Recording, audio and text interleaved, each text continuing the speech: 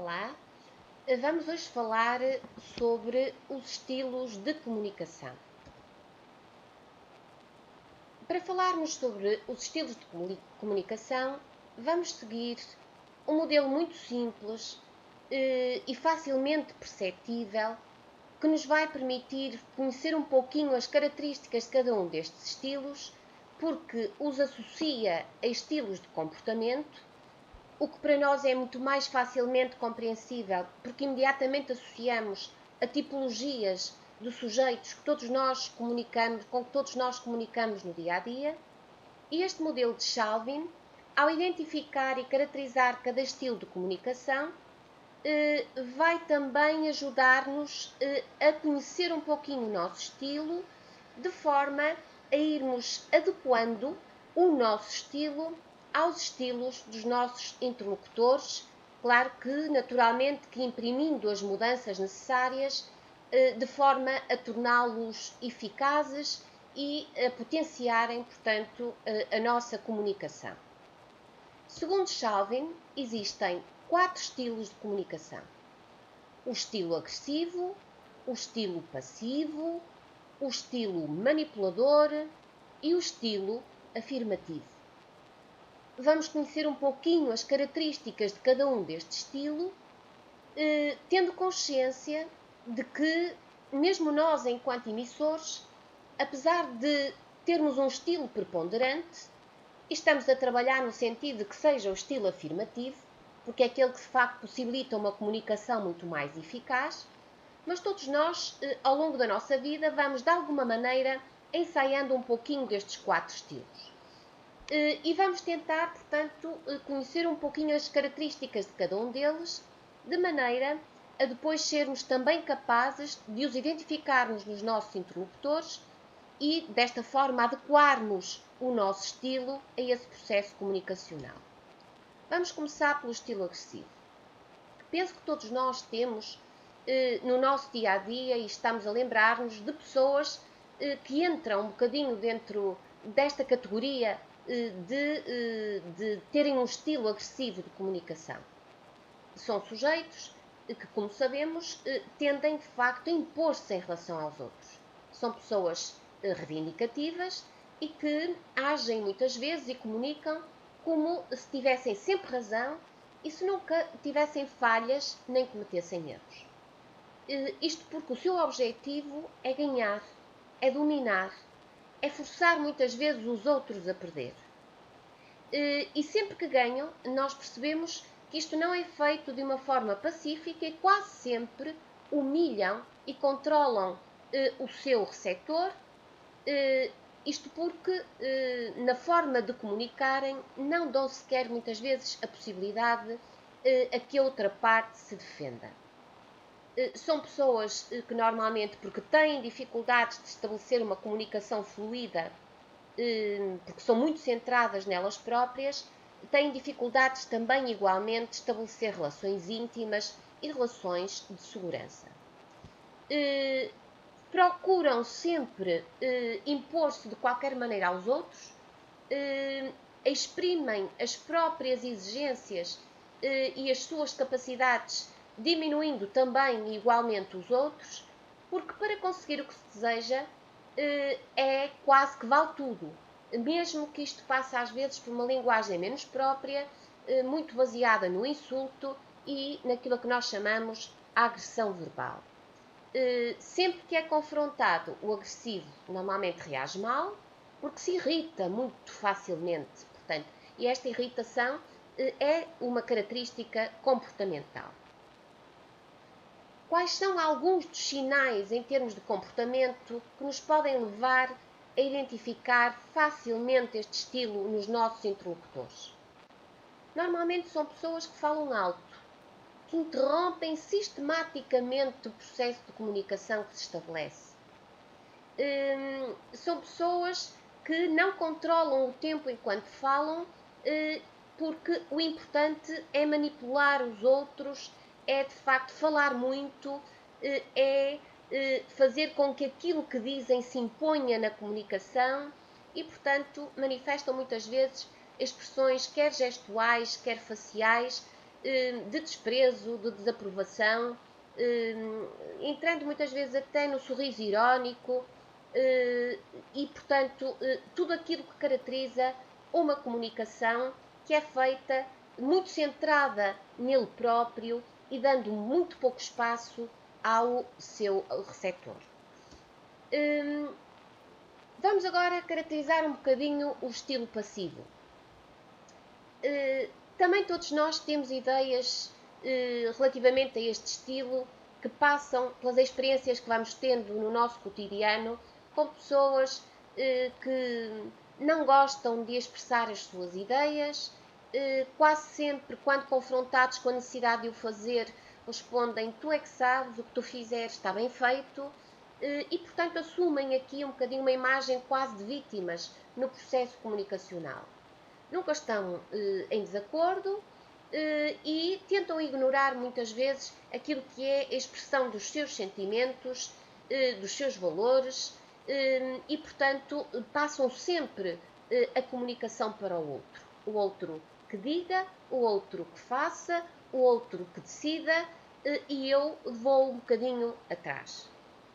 Desta forma, raramente têm capacidade de dizer que não, mesmo quando lhes é pedido alguma coisa, porque procuram a todo custo não desagradar, portanto, ao seu interlocutor e evitarem conflitos a todo custo.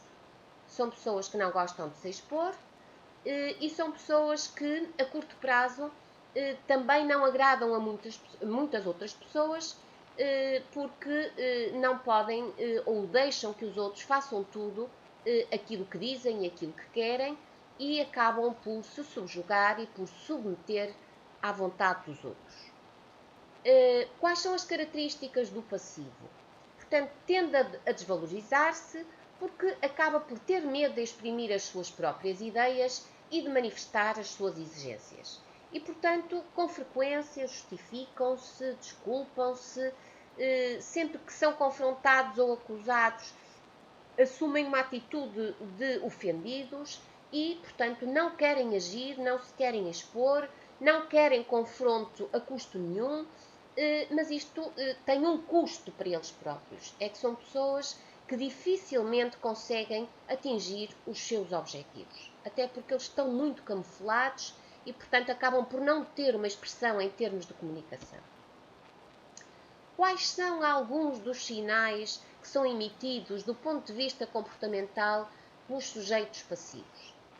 Normalmente são sujeitos que nós identificamos, por exemplo, na expressão facial, portanto, com uma expressão rígida, que não há quase que uma expressão de cera, começam a mexer os músculos da cara e mesmo aqui alguma tensão na parte da boca, exatamente porque se sentem confrontados e acabam por manifestar, portanto, sinais de algum nervosismo. São sujeitos que normalmente, do ponto de vista mesmo de comportamento não verbal, são inquietos, portanto, denotam ou passam um bocadinho uma imagem de estarem sempre muito ansiosos.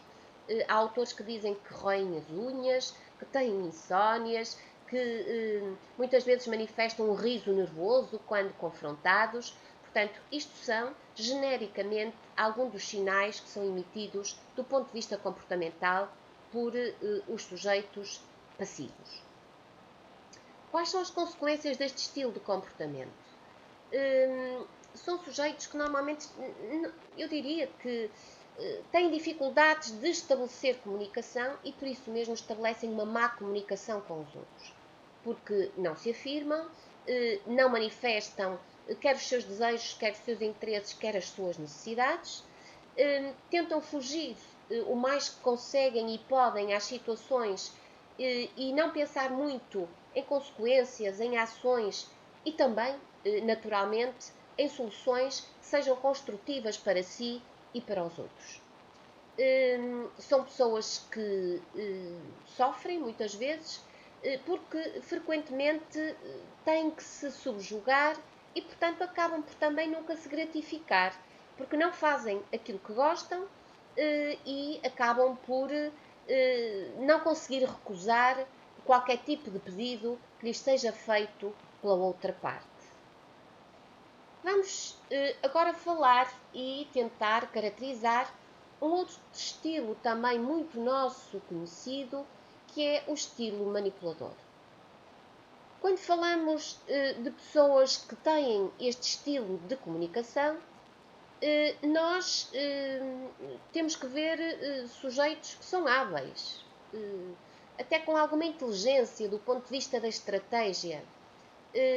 São sujeitos que elaboram os discursos não em função de uma coerência comportamental, mas em função das situações e adequam os seus discursos aos interlocutores a quem se dirigem.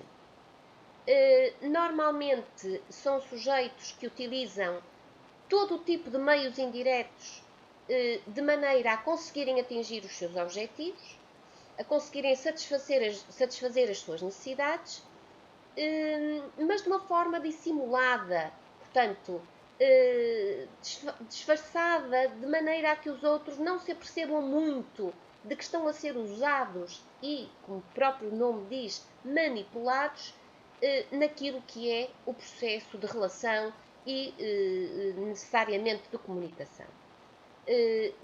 Não quer que os outros se apercebam disto e, portanto, falo de uma forma encoberta, de uma forma hábil, de uma forma estratégica.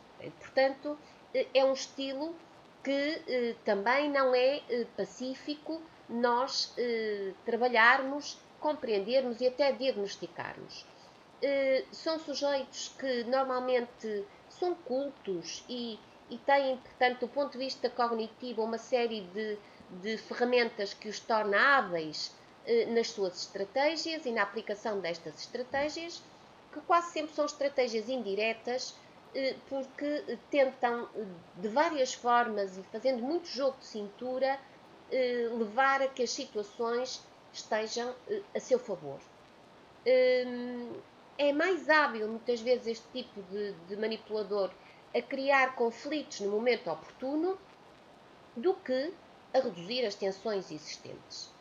É um sujeito que se apresenta muitas vezes com boas intenções e até com algum humor e, portanto, de uma forma dissimulada, o interlocutor não tem muitas vezes consciência de que está a ir no jogo, portanto, do seu parceiro e acaba por subjugar e por fazer aquilo que ele quer e este é um dos objetivos exatamente da manipulação que ele prepara.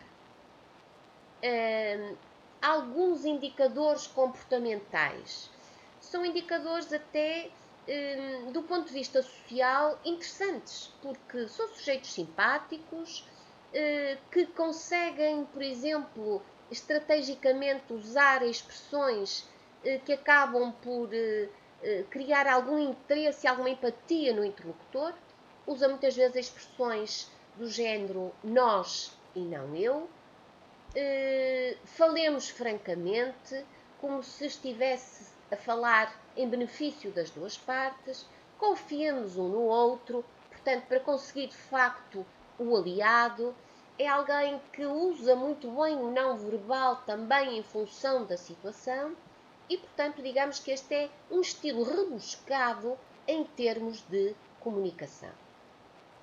E, finalmente, temos o estilo autoafirmativo, que, como vimos na nossa sessão anterior, é um estilo que é facilitador de uma comunicação bilateral. As pessoas afirmativas são pessoas que defendem os seus direitos, os seus interesses, exprimem os seus sentimentos e os seus pensamentos, mas têm em conta também, na forma como fazem, que o receptor tem também interesses, tem também direitos e tem também que exprimir aquilo que sente, aquilo que pensa, de uma forma aberta, direta e honesta. Desta forma, a pessoa afirmativa tem respeito por si e, naturalmente, respeito pelos outros. E é uma pessoa que normalmente também está receptiva ao compromisso e à negociação. Aceita as diferenças E, ao aceitar as diferenças, aceita também que os outros pensem de forma diferente. Mesmo quando não concorda, não rejeita a posição do outro e procura, através do consenso e do compromisso, que se chegue a um acordo favorável para ambas as partes. Como é um estilo de comunicação não autoritário, leva e promove quase sempre ao estabelecimento de relações de confiança. Em termos de comunicação, são indivíduos que atingem facilmente os seus objetivos, mas fazem-no sem passar por cima dos outros, sem criticar os outros e fazendo com que a comunicação se estabeleça de uma forma agradável, de uma forma fluida e tendo em conta, portanto, os desejos, as exigências de ambas as partes. Quais são os indicadores daquilo que é o comportamento assertivo? Basicamente, encontram-se a dois níveis.